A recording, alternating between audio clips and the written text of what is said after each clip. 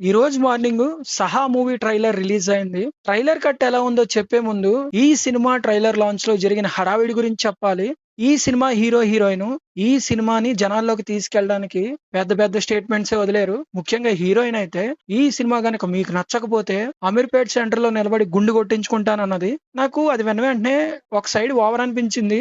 Coin కి ఇంకో side ఆలోచిస్తే ఈ రోజుల్లో ఒక సినిమాని ఆడియన్స్ లోకి తీసుకెళ్లాలంటే చాలా కష్టం.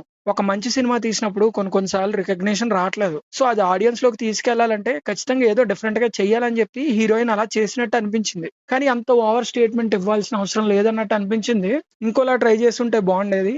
అండ్ హీరో కూడా చాలా చాలా పెద్ద స్టేట్మెంట్స్ ఇచ్చాడు. అండ్ వీళ్ళిద్దరి మాటలో కాన్ఫిడెన్స్ కనబడింది. At the same time over confidence కూడా కనపడింది. కానీ ఎండ్ ఆఫ్ ద డే సినిమాలో నటించింది వాళ్ళు, స్టోరీని మోసింది వాళ్ళు. సో వాళ్ళకే తెలుస్తది. అండ్ ఈ ట్రైలర్ కట్ చూస్తుంటే కూడా సినిమాలో ఏదో ఉన్నట్టు అనిపించింది. అండ్ ఈ టైటిల్ క్యాప్షన్ ఏంటంటే లైఫ్ ఆఫ్ సంజు.